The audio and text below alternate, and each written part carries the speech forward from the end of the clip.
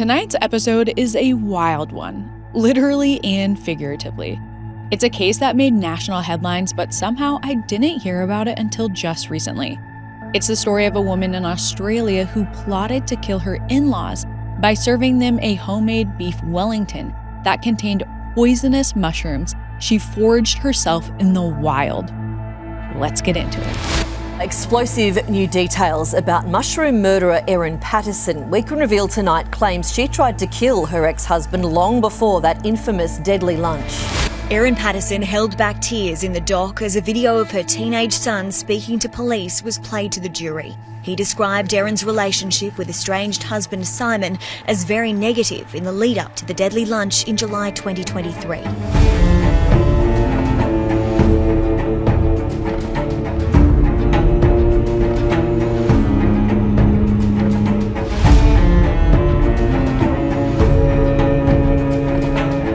Hi, I'm Katie, and this is Crime House Daily, your weekday true crime companion.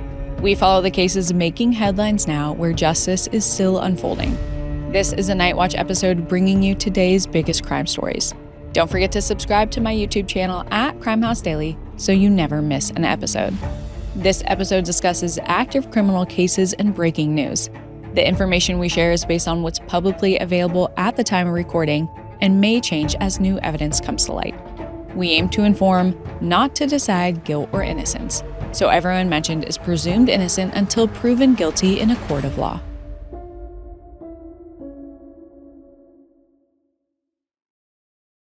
Today's case started off in November 2023, when an Australian woman named Erin Patterson was charged with 5 counts of attempted murder. And this case immediately made headlines because she was accused of poisoning her family members with deadly mushrooms cooked inside individual portions of Beef Wellington. Erin tried to cover her tracks, but in September 2025, she was found guilty. And since the judge has handed down one of the harshest sentences a woman in Australia has ever received. So, who is the woman that sent shockwaves across the nation? Let's dive in. Erin Patterson was born in 1974 and grew up in the suburbs of Melbourne, Australia. Her whole life, Erin always seemed to have 2 different sides to her. Some people described her as bright, kind, and funny, while others felt she was withdrawn, antisocial, and prone to angry outbursts. This could be due to a tough upbringing. Some would say Erin's mom, Heather Scudder, was pretty hard on her as she grew up, but I would probably classify it as mentally and emotionally abusive. It is especially bad when it comes to criticism about Erin's looks and weight. She even weighs her every week to make sure she's not putting on weight. Like most daughters with mothers like this, she struggled from very severe body dysmorphia and developed an eating disorder. It breaks my heart when mothers are their daughters' first bullies. But Erin doesn't let that get in her way of achieving her other goals. In her 20s, she pursues a science degree, but later switches courses and becomes an air traffic controller. Her colleagues are impressed with her level of intelligence and ability to minimize risk. However, Erin also has a chaotic streak.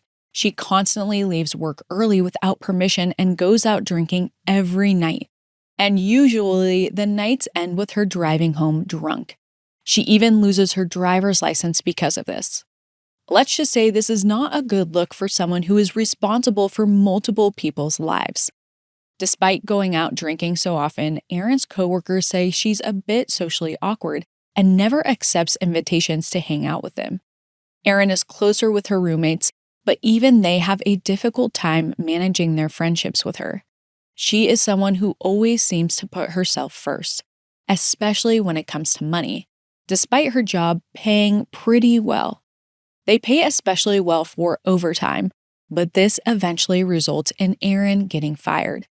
In order to get paid extra for overtime, she starts posing as one of her coworkers and calls in saying that her coworker can't make it in, and then she ends up picking up that extra shift. That strategy works for a while, but Erin can't keep it up, and she's eventually fired for showing up late. Then, in 2004, she moves to the city of Monash, also outside Melbourne, to work for the city council there. Erin's new city is where she meets Simon Patterson. Simon's an engineer, and Erin is drawn to his intelligent and kind nature. Pretty soon, the two begin dating. Their relationship seems to have a positive impact on Erin's life. Simon is close with his family, who all live in the area. They spend a lot of time together and go to their local church every Sunday, where Simon's uncle is the pastor. Through Simon, Erin gains a built-in support system. After 3 years of dating in 2007, the pair gets married. Erin's parents are on vacation at the time, and it seems like their relationship was still pretty strained because Erin doesn't want them to come, so Simon's cousin ends up walking her down the aisle. As an adult, Erin still suffered from body dysmorphia, which only gets worse when she and Simon have a son in 2009. Erin has to have an emergency C-section, and the recovery process is long and painful. One silver lining is that during this time, Erin forms a close bond with Simon's parents, Dawn and Gail. She and Dawn share a love of learning, and Gail helps Erin through her recovery and teaches her how to care for a newborn. However, between the stress of new parenthood and Erin's struggle to feel good in her own body, she and Simon start arguing more frequently. And that same year, they separate. For the next several years, their relationship is on and off, but they stay legally married. In 2014, it seems like Erin and Simon's marriage might be on the mend when they welcome a daughter. But unfortunately, their reconciliation doesn't last long. Finally, the couple separates for good in 2015. However, they still never officially divorce. In fact, on the surface, their relationship seems better than ever. They share custody of their children and continue to go on family vacations together. Erin and Simon talk all the time, and she's super close with his family. But then, around 2021, Simon has some serious health scares and eventually starts to wonder if his relationship with Erin is really as amicable as it seems. It starts in November of that year when Simon eats a bowl of pasta that Erin made for him. Soon after, he starts experiencing severe gastrointestinal symptoms, including vomiting and diarrhea. It's so bad he has to spend the night in the hospital. Fortunately, he recovers from what seems like a one-off incident. However, the same thing happens 6 months later, in May 2022, after Simon eats some chicken curry that Erin made. This time, his symptoms are much worse. Simon spends days in the hospital and ends up in a coma. Doctors eventually remove a piece of his bowel, but Simon shows no sign of improvement. On 2 occasions, doctors tell Simon's family they should say their goodbyes. But miraculously, he pulls through. And despite everything he's been through, Simon is able to return to his normal life. Then, in September 2022, Erin makes Simon a veggie wrap, and the same symptoms hit him again. Except this time, they're accompanied by neurological symptoms. Simon's speech becomes slurred, and he loses control of his muscles to the point where he can only move his neck and mouth. He manages to pull through again, but now he needs to get to the bottom of what's happening to him. Simon reaches out to a family friend, Dr. Christopher Ford, who suggests he keeps a food journal to try and identify any patterns linked to the onset of his symptoms. After tracking his diet for a few months, Simon realizes there is a common thread between all of his brushes with death, and it's Erin. I've seen so many people on social media talking about how clothes are getting more and more expensive, but the quality of the fabrics keeps getting worse and worse. It feels like even designer labels are using polyester, but charging the prices of real quality fabrics like cashmere, wool, and real silk. I've been searching for some staple pieces for fall and winter that are made of high-quality real fabrics that will actually last. And if you're in the same boat, you need to check out Quince. One of my favorite parts about Quince is that they are working directly with ethical, top-tier factories so you get high-quality clothes, ethically sourced, for half the price. I'm also on the quest for the world's comfiest bed, so I ordered their linen duvet and the mulberry silk pillowcases. For anyone who has asked about the hair, 100% silk, not polyester satin, is key to protecting it, so I'll make sure to report back on those. Step into the holiday season with layers made to feel good, look polished, and last. From Quince. Perfect for gifting or keeping for yourself. Go to quince.com/CHD for free shipping on your order and 365-day returns. Now available in Canada too. That's QUINCE.com/CHD to get free shipping and 365-day returns. Quince.com/CHD. In early 2023, Simon Patterson realizes that his near-fatal bouts of illness all occurred after eating something his estranged wife, 48-year-old Erin Patterson, made for him. Simon now wonders, has Erin been poisoning him? Hearing this story back, you're probably thinking that after the second time, you'd already be suspecting your spouse. But this is extremely hard to grapple with because you don't want to believe the person you're with is capable of doing something like this. As expected, Simon is horrified and in disbelief. Despite their ons and offs in their relationship, he thought they were still pretty good overall. Why would Erin do this? The couple did have some money disputes within the last year, but it doesn't seem like the issue got too heated. Either way, he's now highly suspicious of his wife. In February 2023, soon after Simon makes this realization, Erin drops off a batch of cookies that she says their daughter made. For the next few days, Erin keeps calling to see if he's had any, but Simon doesn't touch them. I wish Simon had had his friend Dr. Ford test those cookies, but we always think of these things in hindsight, so I hope he isn't ruminating on this because none of this is his fault. Soon, Simon removes Erin as his medical power of attorney and shares his suspicions with some of his family members. His sister Anna is shocked, but Simon's father doesn't seem to believe it, which might be why Don maintains his friendly relationship with Erin. They often see each other at church, and Don seems to like that they're able to keep things cordial, especially because he loves his grandkids. One day in July 2023, they run into each other at church. Don's wife, Gail, is also there, plus Gail's sister, Heather Wilkinson, and Heather's husband, Ian, who also happens to be the pastor. After the service, Erin pulls all four of them aside and says she has something serious she needs to talk to them about.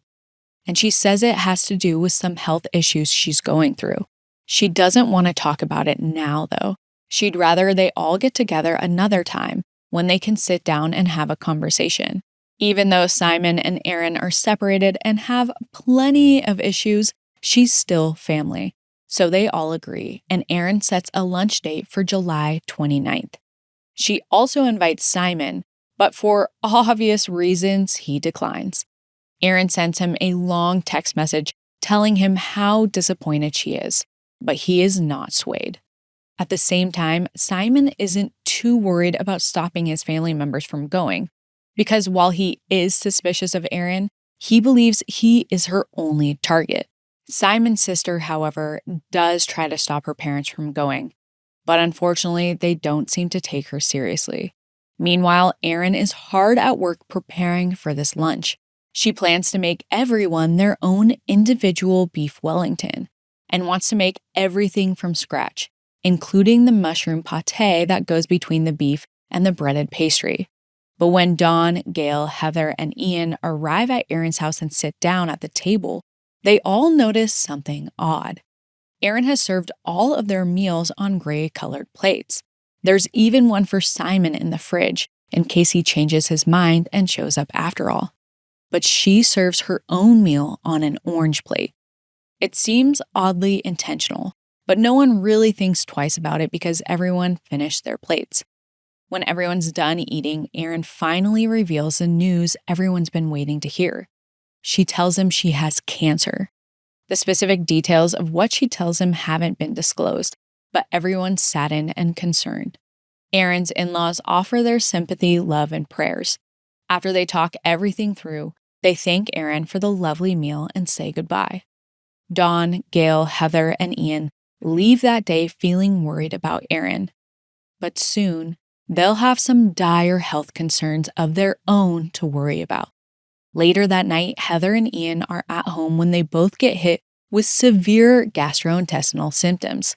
It's so bad they can't even sleep through the night. The next morning, they check themselves into their local hospital, where Dr. Chris Webster begins treating them for a bad case of food poisoning. Heather and Ian told Dr. Webster about the beef Wellington they ate the day before, and he thinks undercooked meat may be the culprit. So he draws blood and gives the Wilkinsons fluids. Everything seems to be going okay, until Dr. Webster gets a phone call from another hospital about an hour and a half away, where Dawn and Gail Patterson are fighting for their lives. The doctor on the phone says that Dawn and Gail came in earlier with serious symptoms. That doctor put 2 and 2 together and ran some tests and discovered that the beef isn't causing their symptoms. The mushrooms are. This doctor tells Dr. Webster that all 4 patients consumed something called deathcap mushrooms. And yes, if you're wondering, deathcap mushrooms are as dangerous as the name implies. They look harmless enough with an olive yellow or bronze green cap and a white stalk. However, they contain a deadly toxin known as ammonite, which causes organ failure. For centuries, deathcap mushrooms have been recognized as a weapon used by murderers and assassins, going as far back as ancient Greece. Deathcaps bear a striking resemblance to other safe, edible mushrooms, which could explain why they're responsible for 90% of all deaths by fungus. And here's the thing. In recent weeks, local naturalists have been posting on a mushroom foraging blog about an increase in deathcaps in the area. It's possible that that's how the other doctor thought to test for signs of ammonite poisoning. Now, Dr. Webster springs into action. He transfers Heather and Ian to a larger facility that's more equipped to handle this kind of thing. As he rushes to make other arrangements, another patient arrives. It's a middle-aged woman who says she's having GI symptoms. Dr. Webster asks her what her name is, and she says Erin Patterson. By now, Dr. Webster knows Erin is the one who made the beef Wellington. And since he knows that deathcaps resemble other harmless mushrooms, he asks her where she got the one she used in the Wellington. Erin tells Dr. Webster that she got them at the grocery store. However, it's highly unlikely that a grocery store would make this kind of mistake. Although this clearly is not the case in this story, from personal experience, don't trust everything you see in the grocery stores, especially if you come by fresh elderberries. I got excited when I saw them at our local grocery store since they're known for their health properties and thought, oh wow, how cool. But no, it was not cool because I ended up poisoning myself. Luckily, it wasn't deadly, but it was the worst pain I have ever experienced in my life. Anyways, Dr. Webster tells Erin that she and her in-laws were likely exposed to a deadly toxin, but she doesn't seem worried at all. Dr. Webster is highly suspicious of Erin's lack of concern, but for now he needs to keep an eye on Heather and Ian, so he leaves Erin in the care of a nurse. About 5 minutes later, he returns to check on Erin, and she's gone. Apparently, she's checked herself out against medical advice. Dr. Webster calls Erin, but she doesn't pick up, so he calls the police. Officers head to Erin's house. However, before they get there, she's already on her way back to the hospital to see Dr. Webster. When she gets there, she tells him something that makes him even more concerned. Apparently, Erin also served the beef Wellington to her kids when they got home later that day. Dr. Webster tells Erin that she needs to bring her kids in for testing immediately. And Erin says no. She claims she doesn't want to scare them. Dr. Webster is baffled. He tells Erin her kids can either be, quote, scared and alive, or they can be dead. Erin finally gives in and picks her kids up from school. Then all 3 of them get tested. Fortunately, there's no sign of the toxin in their blood. Dr. Webster is relieved, especially because when police got to Erin's house, they searched her garbage and found some of the leftover Wellingtons. The mushrooms are tested, and it is confirmed that they are death caps. Over the next week, Dawn Patterson, Gail Patterson, and Heather Wilkinson each die of organ failure. Fortunately, Ian Wilkinson survives after undergoing a liver transplant and being placed in a medically induced coma. 3 people have died, and Erin is now officially under investigation for murder.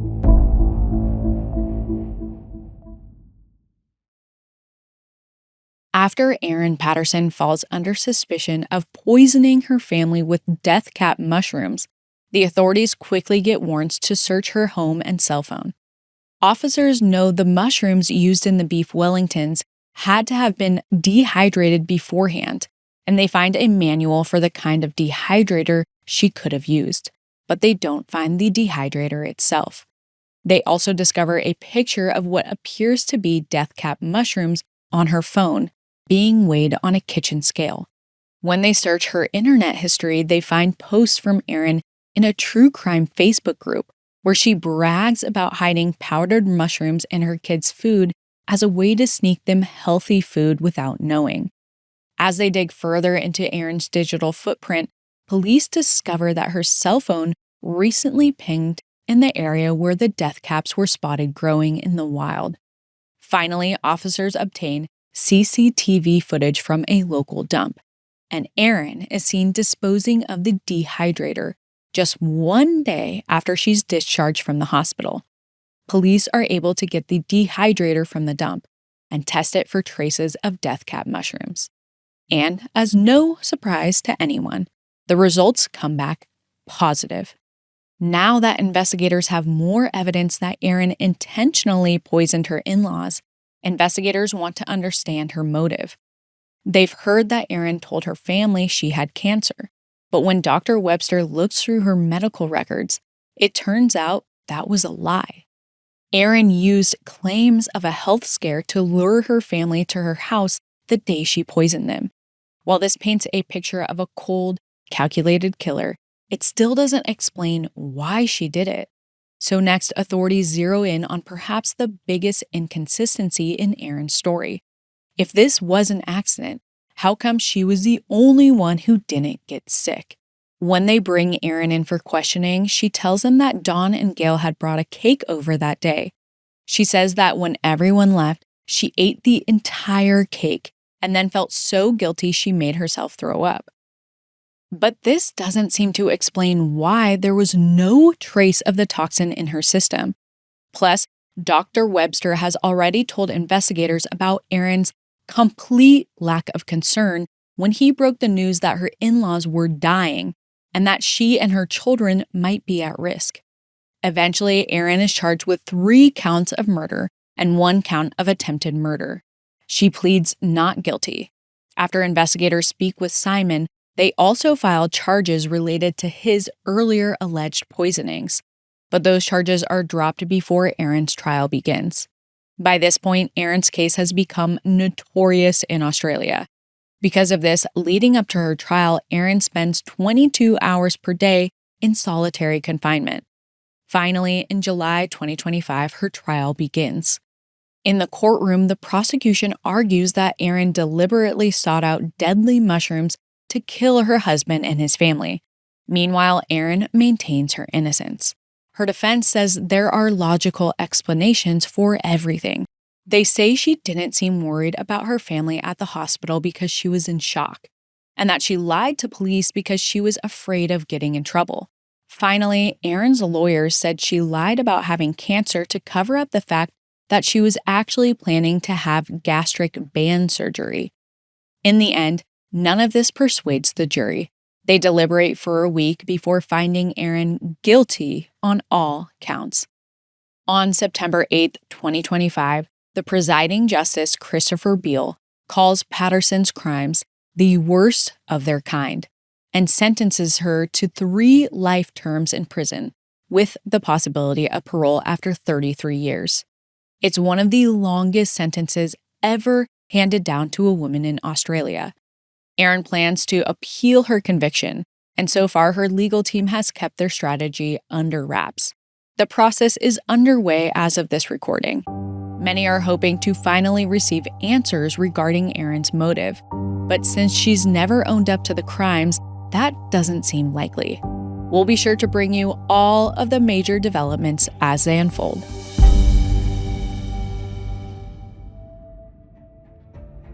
What did you think of tonight's case? Drop your thoughts and theories in the comments. See you next time.